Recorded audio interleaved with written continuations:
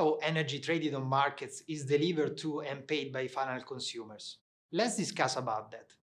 The energy bill is the reference document that every energy manager uses to monitor and understand firms' energy costs.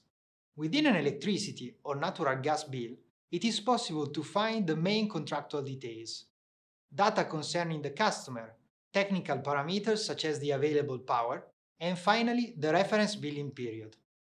Costs incurred for both electricity and natural gas are divided into four macro components: expenditures related to energy, being electricity or natural gas, network services fees, including transportation and distribution of energy, general system charges, and taxes such as value-added tax and excises. The weight of each macro components varies from country to country.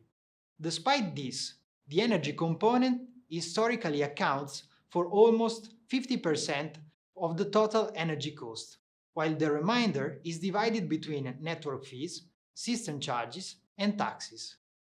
Let us now see what the four components we have mentioned consist of, how they are calculated, and where they originated. Network services are those activities conducted under a regulated regime by so-called system operators, being them of the power or gas sector. Indeed, it is necessary to transmit and distribute electricity from its production place to where it is consumed. This activity is carried out by transmission and distribution system operators that are in charge of building and maintaining power grids, such as Terna and E-Distribuzione in Italy. Also in the gas sector, there are a number of activities, such as gas transportation, storage, and regasification, which are conducted under a regulated regime.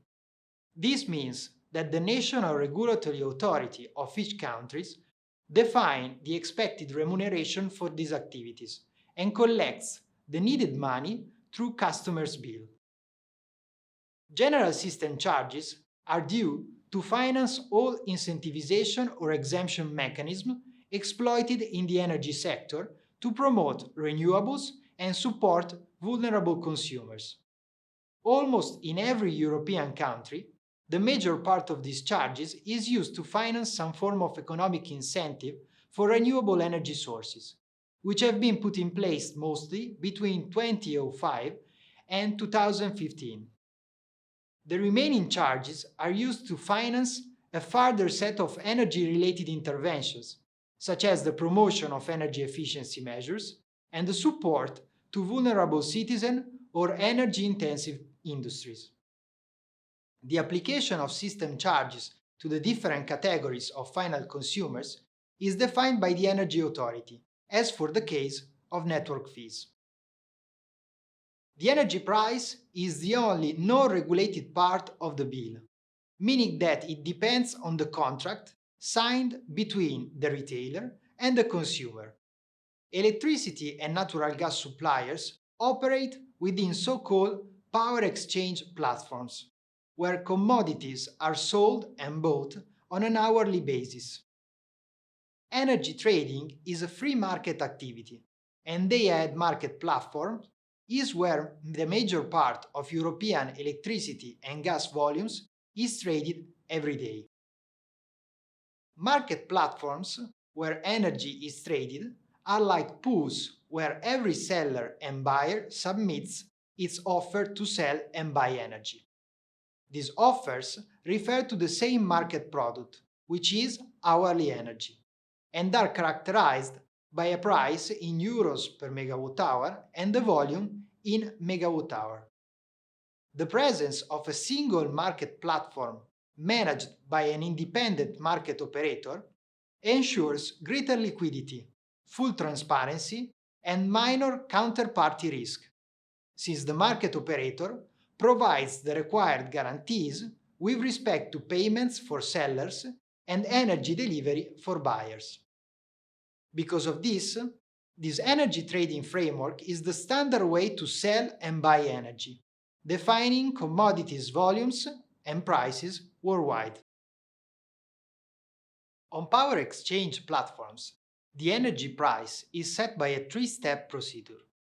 First, bids to sell are sorted in ascending order, thus starting from the cheapest technology, renewables, to the most expensive ones, gas-based generation. Second, bids to buy are sorted in descending order, thus prioritizing those consumers which are available to pay more for their energy consumption. Finally, the intercept point of sellers and buyers' curves determines the market price, y-axis, and the volume traded for the tower, x-axis. Hence, there is a unique reference price for every seller and buyer, and all bids to sell or to buy, laying on the left of the crossing point, are accepted. Those on the right are rejected. A different mechanism to define the energy price applied in the bill is represented by bilateral contracts.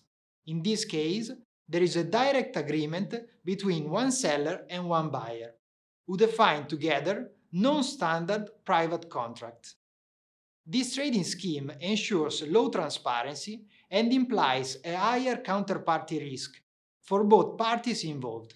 Thus, it is not a common practice worldwide.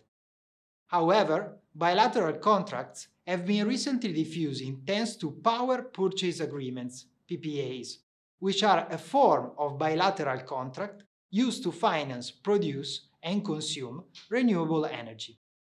In conclusion, establishing the terms of a supply contract, several aspects should be considered.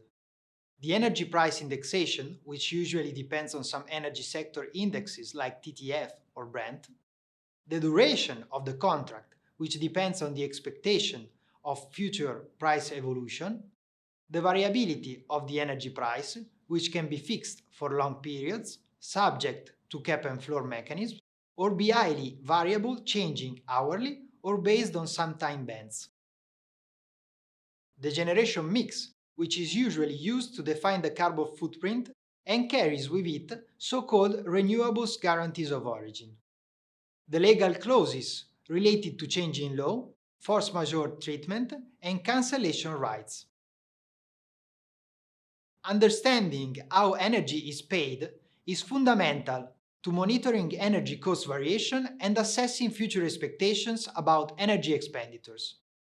Beyond energy costs accounting, energy managers are often called to evaluate the impact of energy-related investment, such as those in photovoltaic power plants. Also, in this case, a proper knowledge of the structure of energy costs is fundamental to correctly calculate the cash flows and define a business plan.